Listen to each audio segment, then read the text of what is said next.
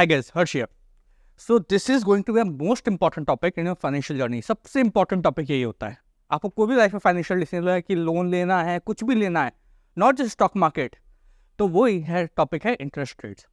आपने देखा जब भी यूएस फेड बोलता है हम रेट बढ़ाएंगे बात करेंगे, पूरे वर्ल्ड मार्केट क्रैश होने लगते हैं. आरबीआई की कमेंट्री को हर कोई सुनता है कि भाई रेट कितने बीपीएस बढ़ेगा, कम होगा, उसके हिसाब से मार्केट रिएक्ट करता है. बट ऐसा होता क्यों? तो ये इंटरेस्ट रेट है क्या? So interest rate is like this gravity. अगर मैं इस बॉल को ऐसे छोड़ूं तो नीचे गिर जाएगा. क्यों गिरा ये? Because of force of gravity. Earth खींच रहा है. सेम चीज इंटरेस्ट रेट, वो मनी को खींचता है, आपके हाथों से खींचता है वो. तो ज़्यादा हो गया तो ज़्यादा मनी खींच लेगा, कम हुआ तो कम मनी खींचेगा. तब उसे समझते हैं डिटेल में. एक कॉन्सेप्ट हमेशा याद रखिए, interest rate is like gravity. ठीक है, आगे हम इसे और डिटेल में एक्सप्लेन करते हैं. अब पहले ये क्वेश्चन, अब मैं आपसे पूछूं लो इंटरेस्ट रेट है, हाई इंटरेस्ट रेट, बोरिंग पे क्या फर्क पड़ेगा? क्या आप ज़्यादा बोर करोगे, कम? स्पेंडिंग, ईएमआई, क्या कैसे इन सबके जवाब हैं? नहीं. तो ये लेक्चर आप समझिए एंड हम पूरे कॉन्सेप्ट समझाएंगे आपको कैसे आगे बढ़ना है. अब हम एक केस लेते हैं. सपोज आपके पास एक पिगी बैंक है, उस आपने पैसे इकट्ठे किए गुल्लक पर अपनी. तो आपने सपोज 100 रुपये इकट्ठे कर लिए. आपका दोस्त आपके पास आके बोलता है भाई मेरे को 100 रुपये उधार दे दे. क्या वो आपसे कुछ रिटर्न नहीं करेगा? आप दे दोगे क्या? फेयर तो ट्रेड नहीं है ना, इट्स नॉट फेयर. तो वो बोलेगा भाई मैं तेको एक कैंडी गिफ्ट करूंगा, जब लौटाऊंगा पैसे 3 महीने पैसे लौटा दूंगा, पूरे 100 रुपये एक कैंडी दूंगा आप. तो this candy is the interest you are getting on your money. Same way interest rate works कि आपको उसके बदले में कुछ रिटर्न मिलता है. सपोज एक अच्छी बैंक है, वो आपको सिर्फ 1% चार्ज करती है. मतलब आप 100 रुपये उससे उधार लोगे, 101 रुपये आपको वापस लौटाए पड़ेंगे. इसे 1 रुपये एक कैंडी के equal. It's very simple. So it's a very good deal. तो आप सोचोगे भाई 1 ही रुपया देना पड़ रहा है, मेरे को कार वार खरीदनी है, ठीक है, मैं बोरो कर लेता हूँ. और मेरे को पता है मार्केट बूम चल रहा है, हाउसिंग बूम चल रहा है, स्टॉक बूम चल रहा है, सिर्फ 1 रुपया उधार है, 1 रुपया 1% यहाँ दूंगा, मैं 10% 20% कमा लूंगा. ठीक है, मेरे पास ऐसा स्कीम है. तो आप लोन ले लोगे तो बोरिंग बढ़ती है. जब कैंडी सस्ती होती है, कम कैंडी आपको देनी होती है, बोरिंग बढ़ती है. लोग क्या सोचते हैं कि अभी कार सस्ती है मान लो, ठीक है, हाउस लोन सस्ते हैं, इंटरेस्ट रेट कम है. अभी जैसे कोविड टाइम में रेट बहुत कम हो गए, 7% 6% पे आपको होम लोन मिल गया, लोगों ने उठा ली कि लोन सस्ते पड़ रहे हैं. आगे इसकी स्टोरी भी है, हम आगे डिस्कस करेंगे. लोगों ने कार उठाया. आप सोचिए कोविड टाइम में इकोनॉमिक स्लो डाउन थी, रेट कम हुए, एक बहुत यूनिक चीज हुई which I predicted, I have written about it, I will show you that someday.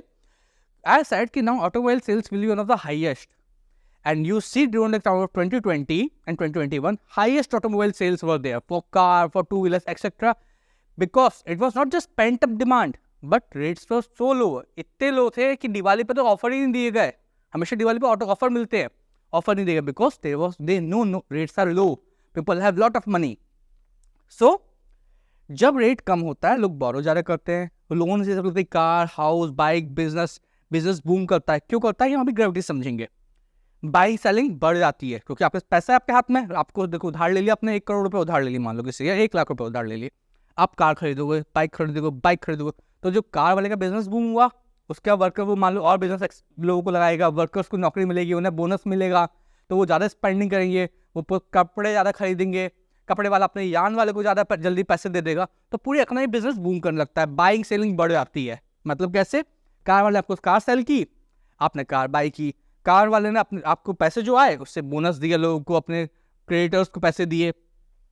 तो इससे क्या होता है, कई लोग बिजनेस एक्सपेंड करेंगे, सस्ते में लोन मिल रहा है तो लोग नई बिजनेस यूनिट खोलते हैं. अब नई बिजनेस यूनिट मतलब क्या होगा? लैंड बाय सेल हुआ, सीमेंट वीमेंट पूरी इंडस्ट्री बनी, पूरी आयरन स्टील यूज हुआ, नई वर्क फोर्स आई, तो और लोगों को जॉब्स मिली, उन्हें जॉब्स मिली तो उनके घर में पैसा आया.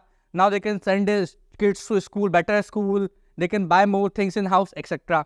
तो जॉब्स से फायदा होता है, लोगों के हाथ में मनी आ जाती है, ठीक है, और मनी फ्लो पूरा बढ़ने लगता है मार्केट में, तो पूरी इकोनॉमी बूम पे आती है. अब देखते हैं सेकंड सिनेरियो. अब ये मान लीजिए इसकी जगह हम करते हैं 110 रुपये, 110, ठीक है. अब क्या होगा? 110 में हम सिर्फ देखेंगे कि 10 कैंडी देनी पड़ी हमें, 10 candies. Is it good deal? It's not a good deal because it's 10 candies now. आप सोचो 10 कैंडीज बहुत ज़्यादा है, यहाँ मैं बोरो क्यों करूँ, जैसे मैं बैंक में पैसा डाल देता हूँ. तो बोरिंग गोज, जैसे हम ब्लू पेन से करते हैं 110 को, 110 इज ब्लू पेन, तो गुड डील नहीं है. Boring goes down. सेविंग, लोग बोलते भाई बैंक में पैसा रख दो बढ़ेगा पैसा. सेविंग गोज अप, लोग बैंक में पैसा डाल देते हैं या किसी अच्छी ऐप है. अब लोग बोरो नहीं कर रहे हैं. अब जब बोरो नहीं कर रहे हैं, वो खर्चा भी नहीं कर रहे हैं, सेविंग पे कर रहे हैं, तो क्या कार, हाउस, बाइक ये सब खरीदेंगे क्या? कम खरीदेंगे. तो इनकी डिमांड क्या हो गई? कम हो गई. तो डिमांड गोज डाउन। अब मान लो उसके पास किसी को 100 कारें बेचनी थी, 80 भी की यार, 20 तो वो है, वो आपको एक्स्ट्रा डिस्काउंट भी देगा कि कुछ कस्टमर आकर ले ले। बट ऐसा वो करेगा कि अपने वर्कफोर्स को बोनस दे पाएगा क्या? नहीं दे पाएगा। मान लो पूरी कारें भी क्या, जिन लोगों से उसने कंपोनेंट सब खरीदे तो उधारी पे, क्या उन्हें दे पाएगा? नहीं दे पाएगा, टाइम लैग हो जाएगा उसमें। तो एक स्पाइरल चेन बनेगी, बिजनेस डाउन जाने लगेंगे। तो आप ज़्यादा लोन नहीं लोगे, ज़्यादा थी खरीदारी नहीं करोगे, हाउसिंग लोन ज़्यादा नहीं लोगे, बोलोगे अभी तो हम सेव कर रहे हैं, तो नीचे रेट आके तब लेंगे। अब बाइक ये सब डिले कर दोगे।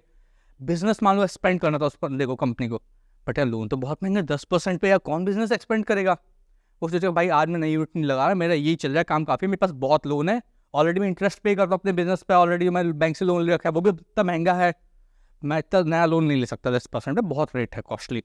वो नई यूनिट एक्सपेंड नहीं करेगा। हो सकता है उसके प्रोडक्ट जो थे, मान लो कार की एंसिलरीज बनाता था, अब कार ही नहीं बिक रही, तो उसकी एंसिलरी कोई खरीदेगा क्या? या पैसे दे पाएगा जो उसे पहले से बेची है? नहीं दे पाएगा।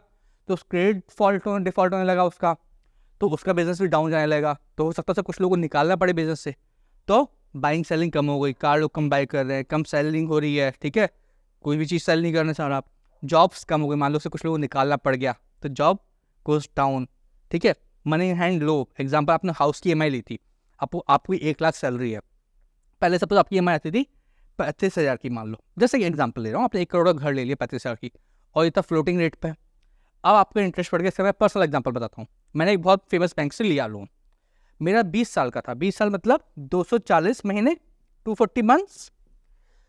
अब क्या हुआ, वो था 7% रेट पे, अब 9.25 हो गया। मेरे को मेल आया कि आपकी जो किस्तें है वो 400 प्लस हो गई आपकी, अगर आप रेट सेम रखोगे। मतलब अगर 35,000 दे रहा हूँ, तो आज भी 35,000 अगर रखना है मेरे को, तो मेरे को 400 किस्तें भरनी पड़ेंगी। आप सोचिए 240 के ऑलमोस्ट डबल हो गया, मतलब मेरे को 18 साल ऑलमोस्ट और एक्स्ट्रा पैसे भरने पड़ेंगे।